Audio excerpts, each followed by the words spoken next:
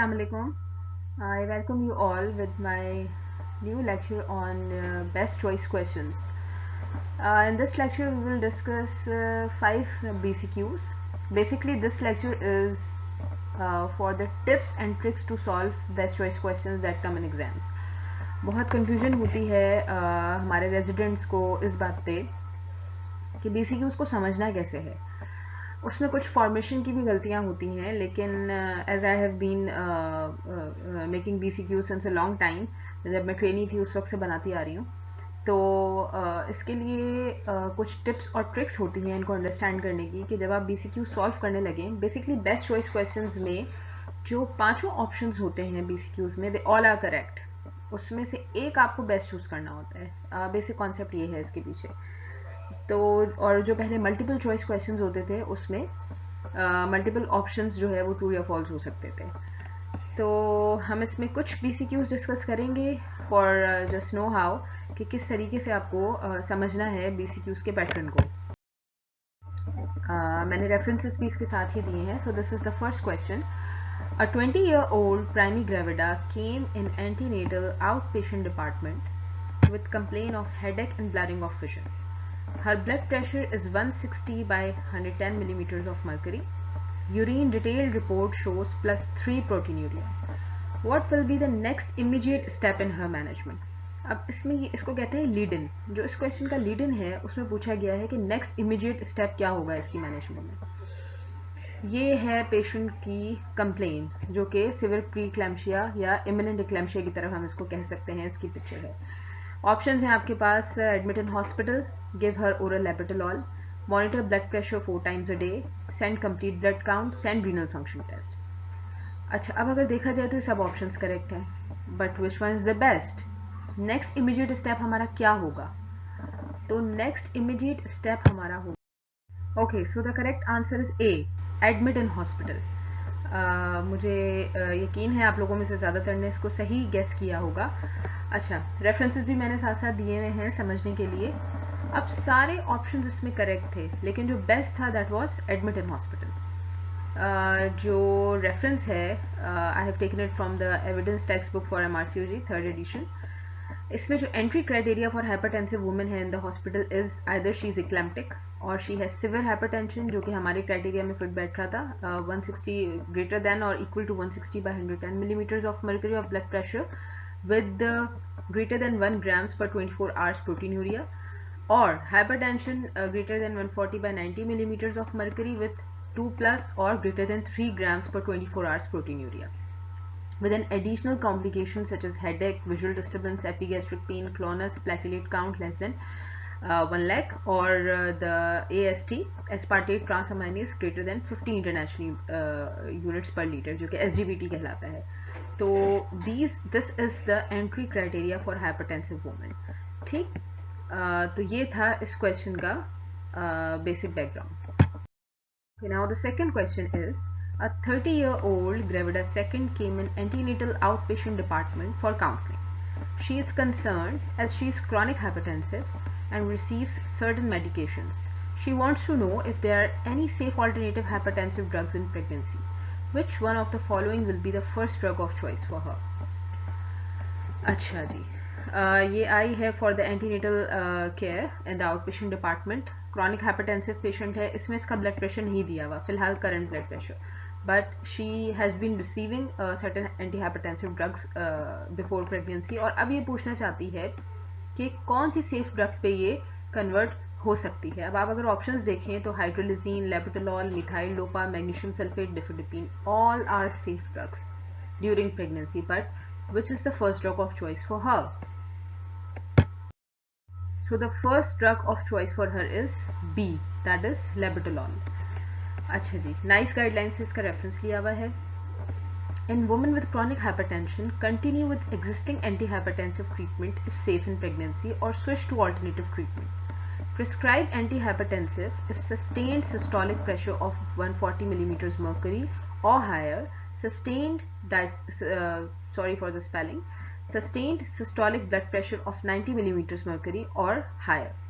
M for a target blood pressure of 135 by 85 millimetre of mercury. अब इसको आप समझें, अगर 140 है इसका बीपी, 140 बाई 90 है, सस्टेन इस पे ही चल रहा है या इससे ज़्यादा है, क्रॉनिक हाइपरटेंसिव पेशेंट है, then you have to give her anti hypertensive drugs if she is not taking already.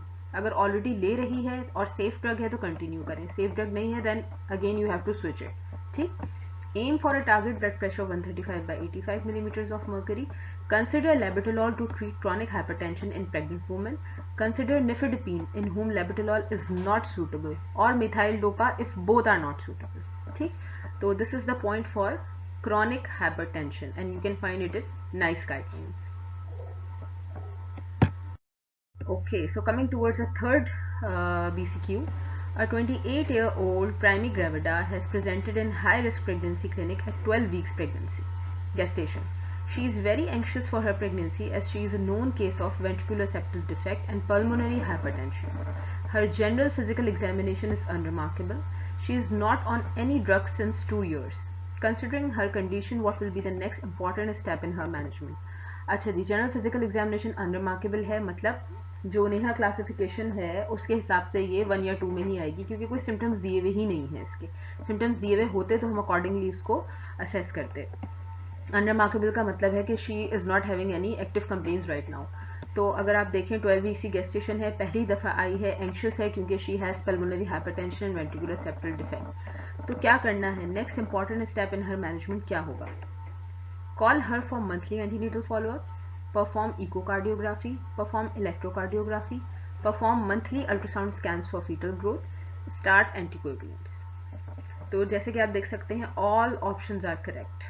ठीक, लेकिन नेक्स्ट इमीडिएट इंपॉर्टेंट स्टेप हम क्या करें? इसमें से आपको क्या लगता है कि नेक्स्ट इंपॉर्टेंट स्टेप क्या होना चाहिए? ये सब तो करना ही करना है, लेकिन जो next important most important step होगा that would be start anticoagulants. So the key is E. ठीक है ना, क्योंकि ई को भी करेंगे, ईसीजी भी करेंगे, मंथली फॉलोअप्स के लिए भी बुलाएंगे, ब्लड टेस्ट भी करेंगे, सब करेंगे, इसमें ज़्यादा करेंगे because she is known case of cardiac disease, congenital heart disease. तो anticoagulation is essential in patients with congenital heart disease and atrial fibrillation. Low molecular weight heparin should be used as an alternative to warfarin, especially in the first and third trimesters. अब कौन सी देनी है, कब देनी है, ये हम जब सेपरेटली डिस्कस करेंगे कार्डिक डिजीजेस को, उसमें डिटेल में देखेंगे, लेकिन फिलहाल इस बीसीक्यू के हिसाब से the best answer was E, that is anticoagulant. Anticoagulation आपने स्टार्ट करनी है। Okay, so the fourth question. A 35-year-old primary gravida came in antenatal outpatient department at 34 weeks gestation with an ultrasound scan showing fetal growth less than 10th centile for its gestation. Which one of the following is most precise way of assessing fetal growth? अच्छा जी, अब आप इसके options देखें। Patient आई है 34 weeks gestation पे, ठीक है, primary gravida है, इसकी जो फीटल ग्रोथ है it is less than 10th centile अपनी gestation के हिसाब से। अब मोस्ट प्रिसाइज वे क्या है फीटल ग्रोथ को असेस करने का? डेफिनेटली अल्ट्रासाउंड पे ही पता चला होगा कि fetal growth less than 10th centile है, लिखा हुआ है, मेंशन है।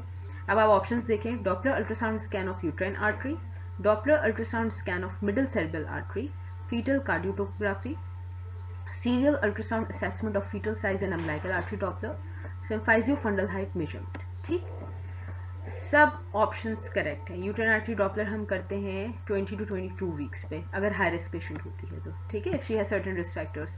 मिडल सेरेब्रल आर्टरी डॉपलर तब करते हैं जब umbilical artery Doppler it shows some kind of compromise. Fetal CTG भी हम करते हैं। Ultrasound assessment of fetal size and umbilical artery Doppler ये कंबाइन ऑप्शन दे दिया गया है, और सिम्फाइजियो फंडल हाइट मेजरमेंट। अच्छा, सब ऑप्शंस हैं, we do all of them in a woman who comes for antenatal followup in whom the fetal growth is compromised or not। ठीक, लेकिन बेस्ट क्या है इसमें से? जी, तो इसमें से बेस्ट है D, serial ultrasound assessment of fetal size via biometry and umbilical artery Doppler. जी, तो की है D because it was the best. Where fetal abdominal circumference or estimated fetal weight is less than 10th centile or there is evidence of reduced growth velocity, women should be offered serial assessment of fetal size and umbilical artery Doppler. ये reference सीधे का सीधा GTG green top guideline 31 से लेके मैंने यहाँ पे डाला है। बहुत सारे ऑप्शंस होते हैं, चीज़ों को अंडरस्टैंड करना होता है, but you have to go for the best. तो इसके लिए आपको ये चीज़ें बिल्कुल टिप्स पे आनी चाहिए कि किस वक्त क्या चीज़ करनी है, ठीक है।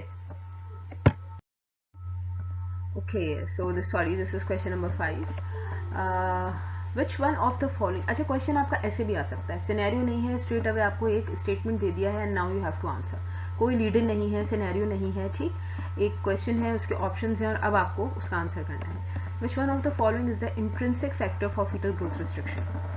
अब ये फैक्टर्स दिए हुए हैं, इसमें से इंट्रिंसिक कौन सा है, मतलब सारे फैक्टर्स होंगे फीटल ग्रोथ रिस्ट्रिक्शन के, लेकिन इंट्रिंसिक है तो कुछ एक्सट्रिंसिक भी होंगे डेफिनेटली, ठीक। तो cytomegalovirus, drugs, maternal hypoxia, multiple gestation, sickle cell disease. जब भी हम किसी ऑप्शन को देखते हैं ना तो थोड़ा सा एक एक्सक्लूजन क्राइटेरिया पे जाया जाता है, ठीक है। अब इसमें जो फैक्टर्स दिए हुए हैं उसमें कुछ फीटल फैक्टर्स हैं, कुछ मैटरनल फैक्टर्स हैं। तो आप सोचें कि इसमें जो सबसे अलग ऑप्शन है वो कौन सा लग रहा है। थोड़ा सा ये रटे वाला क्वेश्चन है, इस तरह के क्वेश्चंस आते हैं कि इंसिडेंस आ गए, प्रेवलेंस आ गए, जिसमें आपको टिप्स पे चीज़ होनी चाहिए, you can not solve it by logic, logic से नहीं कर सकते आप। अब इसमें अगर आपको नहीं पता तो आपका तुक्का चलेगा नहीं, तो एक्सक्लूजन क्राइटेरिया पे आप जाके देख सकते हैं अगर आपको कुछ आइडिया हो तो। बहरहाल इसका आंसर है ए, साइटोमेगालोवायरस, ठीक। ये आपको कुछ चीज़ें ऐसी होती हैं जो याद होनी चाहिए, उसमें यू कैन नॉट मतलब you can not think about कि यार इसका आंसर ये हो सकता है या चले तुक्का लगा के देख लो। अगर आपको नहीं पता तो सिंपली नहीं पता। The causes of fetal growth restriction are grouped in two categories: factors that directly affect the intrinsic growth potential of fetus and external influences, ठीक। तो जो इंट्रिंसिक फैक्टर्स हैं उसमें आता है chromosomal abnormalities, genetic syndromes and fetal infections can alter intrinsic fetal growth potential, और maternal systemic factors and placental insufficiency, they are the extrinsic factors, ठीक।